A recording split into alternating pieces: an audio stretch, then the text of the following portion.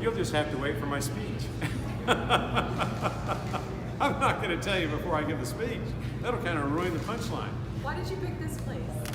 This is where we started, and they're good friends, and it's a good location. Our announcement was in the same facility. And who all are you expecting to be here today? I don't know. I'm not in charge of that. This afternoon, I played table tennis with a high school friend. We played about 2 hours of serious table tennis. Not ping pong where you have a beer in your hand in the garage, but real competitive stuff. And then just kind of relax, read a book. So what are you going to do now while we wait for your speech? Well, I'm going to look like y'all do for election results. You know, I've been, as my opponents say, I've been through these elections a lot. So we'll see how it plays out. Sometimes you win, sometimes you lose. I've been on both ends. 14 successes and 13 not so pleasants. The voter turnout was looking a little low. Do you think that's going to help you or hurt you tonight?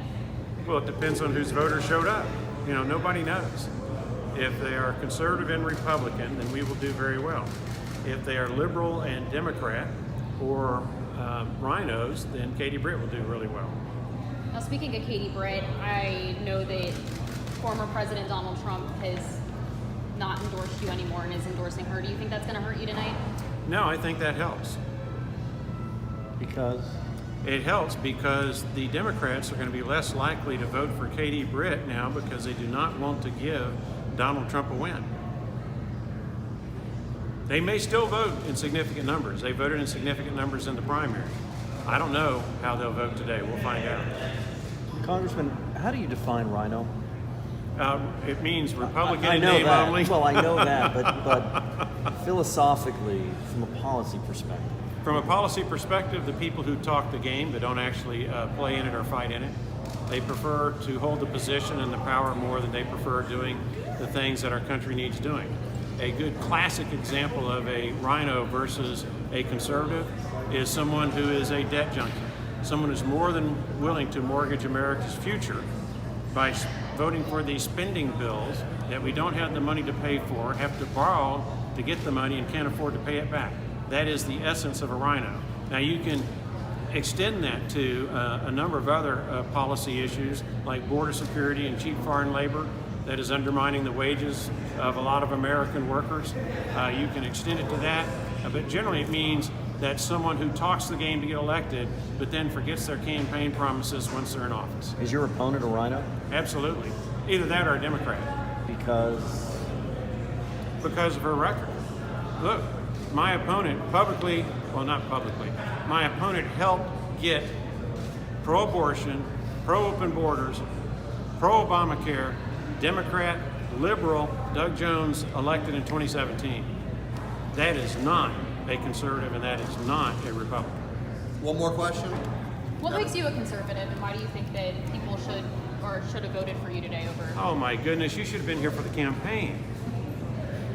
How far in depth do you want me to go? I mean, we have until results come in, so we can stand here all night if we have. All right. Well, you do it issue by issue. But on border security, I've got an A+ grade with Numbers USA every year I've been in the United States Congress. That's the conservative position, is we ought to have secure borders. On Second Amendment right to bear arms, people who believe in the Second Amendment, that is the conservative position. And I've been endorsed by the NRA, Gun Owners of America, National Association of Gun Rights, and Bama-Carry. Pro-life, I've got a perfect A record with National Right to Life, and I've been endorsed by Alabama Citizens for Life. Hey, how about the American Conservative Union?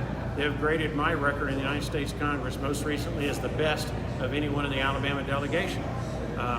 Taxes, big government, National Taxpayers Union has graded my record very, very well. Moral values, Eagle Forum has graded my record very, very, very, very well.